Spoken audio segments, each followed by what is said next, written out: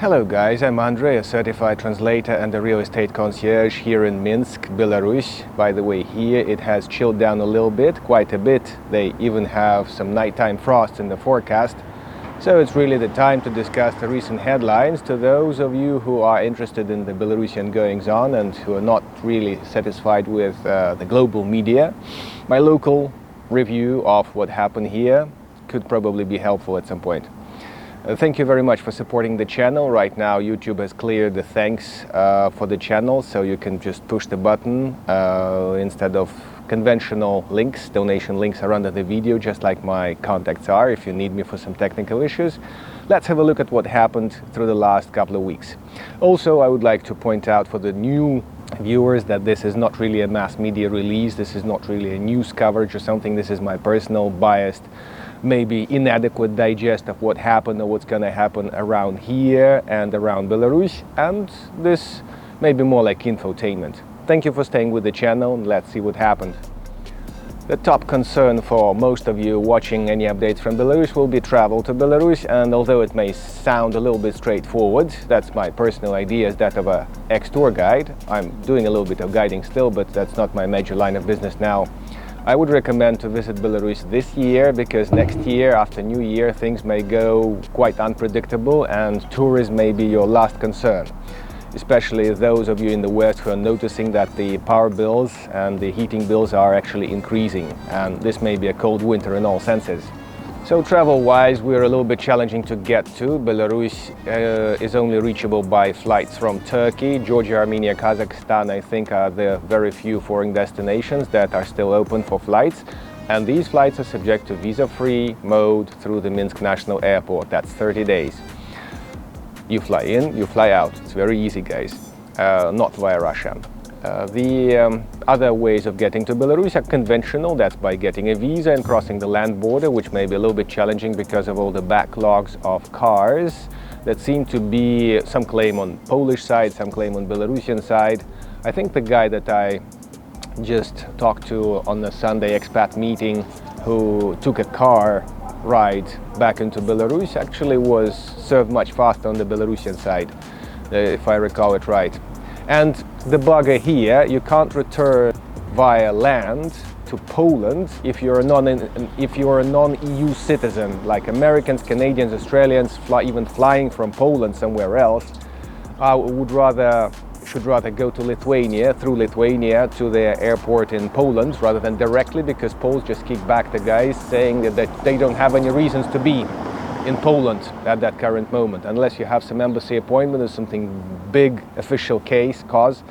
That's not going to help. You're going to end up here with your expired visa. Speaking of our friends of friends, the sanctioned countries, the countries that sanctioned Belarus, there are no ill effects to the citizens so far. As the EU and the rest of the West is busy confiscating properties that may be the partners of friends of Putin and the aggressive country, the local government is fairly loyal to all legitimate assets, and there's no such a thing like confiscation of the duly purchased apartments. None of my refugees got hampered this way, so that shouldn't really be a problem, because we're not that much 1984-ish. We're getting there, but we're not that close. And mostly any issues that you may find on the travel advice websites of your governments, American travel websites, government travel advice, British, people quote all sorts of nonsense like arbitrary detentions in the streets. Not a single tourist was grabbed here since 2020. Maybe a couple of foreign nationals were grabbed in the original riots that sparkled after 2020 elections, but things are just absolutely calm. Everything is straight, nice, people are coming and leaving as long as they observe registration routine and other things. There's nothing to worry about this way. Speaking of the travel advice, a few other last points to mention. US nationals need visas since last October, so they're not really fitting into any visa-free modes. The US nationals can apply in the embassy in Washington or any other embassy in the world, by the way. That's not really, it doesn't really depend on your passport country, your citizenship country. Any travelers who are coming into Belarus may have issues with sanctioned banks. The American, Canadian, whatever banks are not sanctioned, of course, but they may have sanctions against the local banks that are processing payments. So in my experience, the visitors that are coming over with Western cards have successful transactions in maybe 70% of cases. It's just a couple of banks here that may mess up things, so having cash stacked up to back up your needs here, if you're $100 in your pocket, is really a helpful thing to do. So just keep that in mind, guys, because local ATMs only give 500 rubles, that's 200 bucks equivalent, per week to a foreign card. So if you have used one ATM, that's for the next 7 days you can't do it. But of course you can investigate and take money out of some other bank's ATM, that's not a problem. Finding accommodation is also a bit of a bugger because now Russians are in town, everything is booked out for at least for the next month. And finding something without using one of the biggest engines like booking.com and Airbnb, which are gone, is a bit challenging. So my best advice is scroll the map for all sorts of apartments, rentals, contact them directly. They all use all kinds of messengers and all kinds of ways to contact them directly. And by the way, you will cut 20% commission by the engine. And discuss a deal and make an arrangement. It's best to have a backup plan, of course, because once the deal has been struck, it may actually dissolve if somebody makes a better offer. Latvian border control was reported as chasing some scouts for the illegal migrants. They obviously got caught and they'll be jailed somewhere in Latvia, I guess. But the issue is not really massive like more than a year ago. There are no loads of guys from the east struggling to get to the better life in the EU. The massive flow of these guys has been stopped, so it's not really an issue anymore. Of course, the Polish and Lithuanian and Latvian border control people could argue with me, of course, but it's my media release, so this is no big deal. And in Minsk, everything is safe and sound, and in the province, there are no groups of people packing up for little camping, if you know what I mean. It seems our friends in the UK got a new Prime Minister and a lady Prime Minister. I'm not sure if that's good or bad, but her hairstyle seems to be in order. So if you're watching me from the UK, you can put a short comment about your expectations related to your new leader. My congratulations. Probably much better than condolences. We'll see how it's going to work within the next few months. I guess every new leader has a chance, even in the Democratic West, to say that all this mess is from the guy who came before, I'm just trying to correct mistakes. Tell me what you think. Like I pointed out, guys, the weather here has chilled down quite a little bit and it's unusually cool in the autumn. It's just early September and you really have to wear some coat and sweater in the morning and basically through the day. And there are still some forest fires reported. There was a little bit of a fire in the radiation reserve in the southeast of Belarus. Hopefully the winds were not too strong and hopefully they managed it in time. And there are also some fires around Minsk.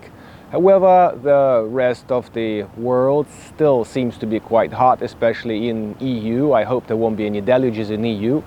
But it also seems that the winter approaching is going to be very cold in all senses. And while the Russians have shut down the gas pipeline, last thing that I heard locally, they wish the sanctions to be removed off their charming persons.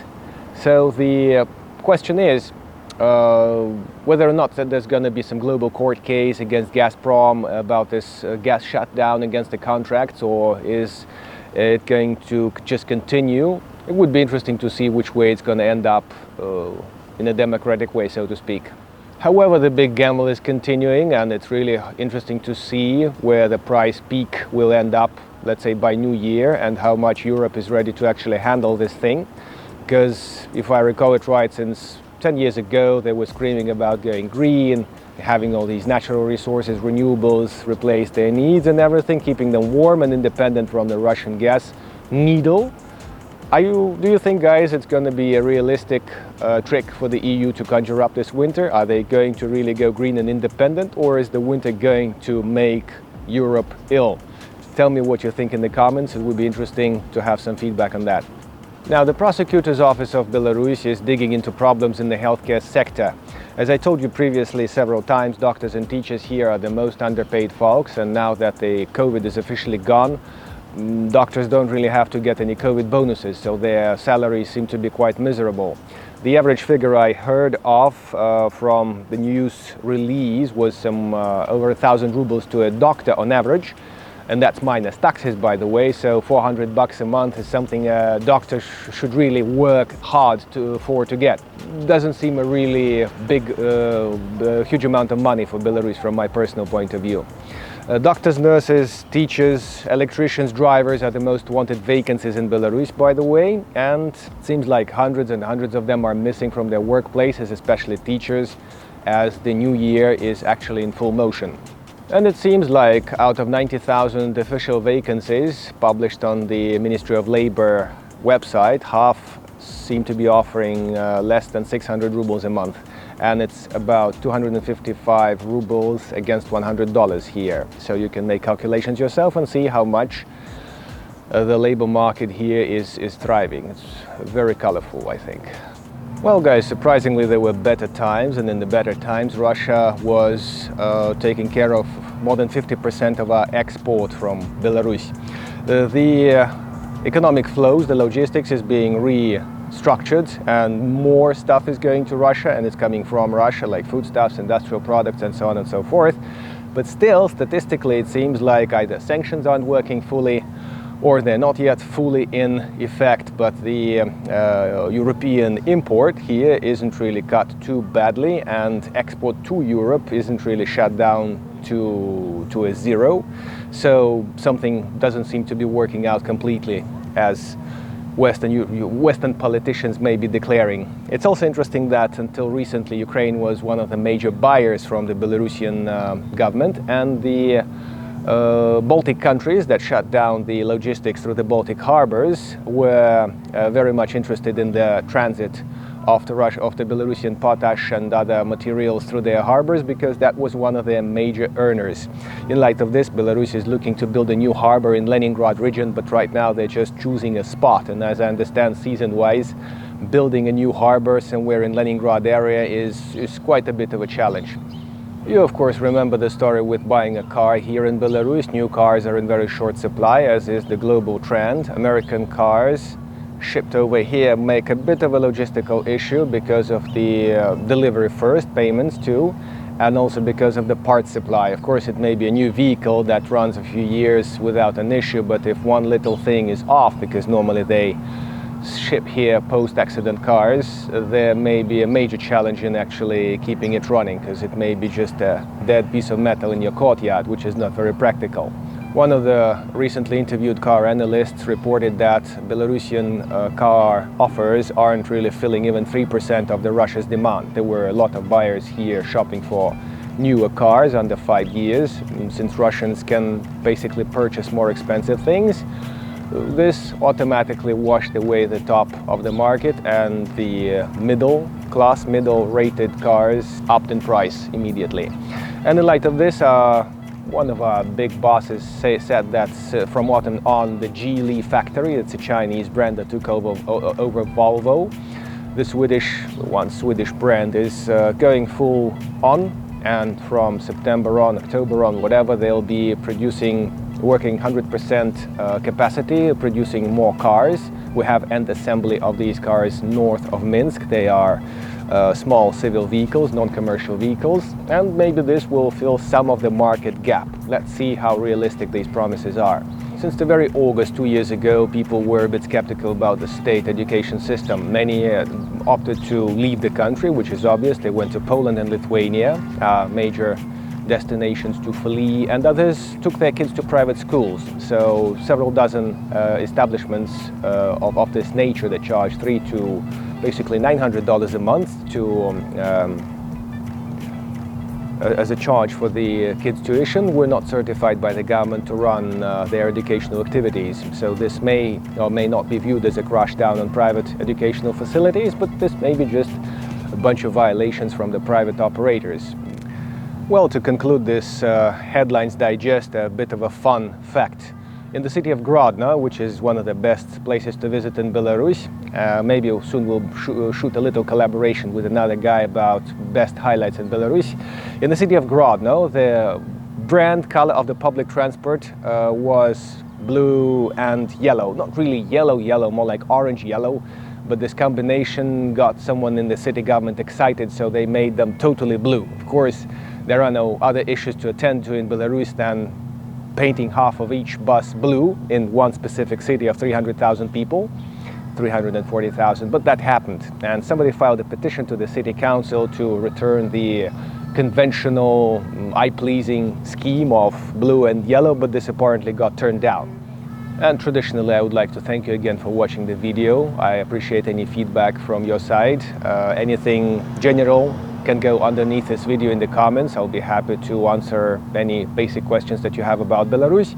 For anything more specific, please message me directly. Please note that something specialist, something niche will be subject of professional consultancy, which is a paid service. Otherwise, I'm really happy to communicate. Press a like, press a dislike. There's one guy pressing dislike, by the way. Cheers to you, buddy. I don't know who the hell you are, but enjoy the channel. Thank you very much for supporting. And if you have $10, $20 to keep the channel going, the thanks button, the donation links are under the video. Thank you very much, and hopefully I'll see you someday in Minsk. Cheers. Thank you.